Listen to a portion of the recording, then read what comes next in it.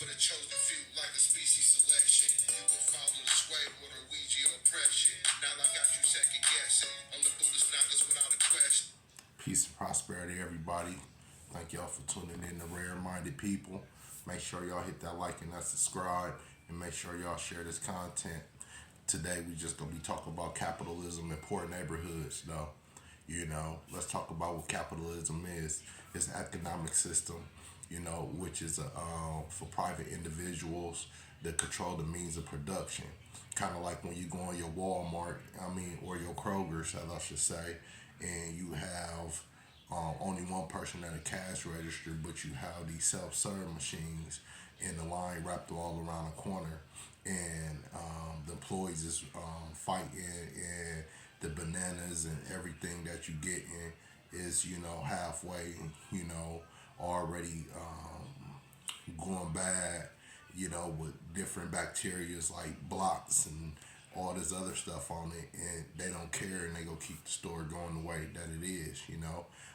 That's the today's form of capitalism, or no one cook, and you go through the drive-through and you wait 45, 50 minutes on your food and your order wrong, but you still go back and support those same businesses because you have no control of what goes on with capitalism in the poor communities. And I just want to get to the facts of it, though. A lot of people say capitalism started from white people, or they don't like how white people operate, but black people the one that show white people how to be capitalistic anyways, by selling booty, pirates, selling their own people off, so once you teach a person that game, they just play the game smarter than you when they manifest the game. So that's why slavery took part in which it is today. Because when we look at the stock market, we look at it opens at 9:30. The same way a lot like around the world. Where around the United States, where the courts start at 9:30.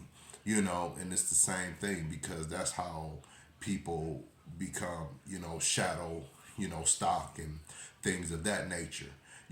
Just because we the ones that taught people how to become capitalistic. We built the systems, but we was poor at it. So because we was doing it for short term reasons when it took a long term effect, through their long term advantages of treating it as a business. So when we look at capitalism, it was just an evil method, a way to get rid of people or be able to exchange goods, in the sense of oppression. But then it get converted over into a way of life as, America, like Ford, you know what I'm saying, built in the assembly line. And basically, if you not able to go to work, your children had to go to work for you. And if your children weren't able to go to work for you, then your reputation for other jobs would be damaged around your neighborhood. So no one will hire you because your children or your family or nobody couldn't go work for you. So we got to look at oppression in the sense of capitalism at the same time. So, but but I do want to break it down because when we look at white men have lost the wars of gas stations, or petroleum, as I should say, because when I was growing up, 90% or 99% of the gas stations was owned by white men. But now you look at it, it's only like a few gas stations, maybe like handy dandies, that's still owned by white white people. Maybe, I don't know the corporation, but far as to my understanding, it is. But all the other gas stations are owned by Yemens and Indians and all these other people that have nothing in the gas station but poison. 99.9 of the products in the gas station is poison. From behind the counter to the refrigerators, it's not one area in the gas station where you can find anything that's really consumable, that's nutritional. So we have to understand things from that nature as they building schools, they building different economic systems that's benefiting their future off of us buying their trash. But on the flip side, a lot of them throw not where they're from, but they throw their religions in the equation. But they don't eat pork, but they will sell pork. you know. And I'm not just pointing out the, people from their culture perspective. I'm just talking about the people that own a lot of these chains of gas stations in different stores, but come from a different ethical background that's taking the white man businesses and the black man businesses. And you can't just say, well, you identify it as a race, just because I'm just going off of what I grew up and what I identify and what I've seen throughout the years of who used to own to now who owns what now. So, but I see what they're doing with the benefits of selling us poison is basically, building big economic systems for theirs. And I mean, you can't knock that though. But I feel that schools as well don't teach economics, so it don't teach anybody that's from America to have any standards or any status. It don't teach morality or any of that. It just everybody must walk. So from that perspective, you don't have people that's learning great economics in America that's gonna pull through at an early age, because there's so much influence out here that they have to learn the right credentials in school. So y'all rather have a music class, and recess, instead of teaching the child how to have certain morality, how to be able to do certain economics of counting, dealing with money or anything else like that. So basically, that's just saying they built to fail at a young age just because these institutions are not set up. So that's not a white man or a black man war. That's a war amongst anybody that's really dealing with a lot of these public schools, just in general, you know.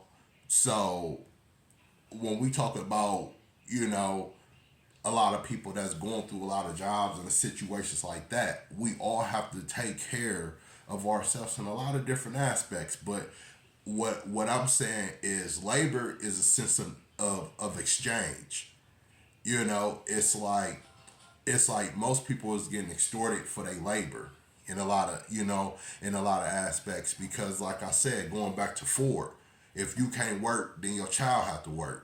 And if your child didn't work, then basically your name will get put out there on the streets for your resume. Nah, don't hire this individual. You know what I'm saying? So even though under bad conditions of you being sick or whatever the case may be, you was forced and being dramatized, and it still happens to in today's society. You see what I'm saying? Where it's mandated this or that the case may be, or you have to work under poor circumstances, and high, ranked people, they don't step down and do the job. They just dictate. So we have to understand today's time, capitalism in poor neighborhoods, is getting worse, and people are putting themselves in a depressed situation where a lot of people just giving up in life, just in general, just due to the capitalism, that they can't handle the pressure. You see what I'm saying? Or a lot of people, they get to the point now where in capitalism where they like they turning everybody that they love into a dollar. You know what I'm saying? They turning their mama into a dollar. They turning their companion to a dollar. Everybody's getting turned to a dollar bill. It's not nothing genuinely built on love, respect, morality, good character, the way to get your money. Now it's like, I gotta sell my mama this. I gotta sell my girl this. I gotta sell this person this. Because everything is about a dollar now, because your aim is to get rich. So it's like, fuck everybody until you make it there.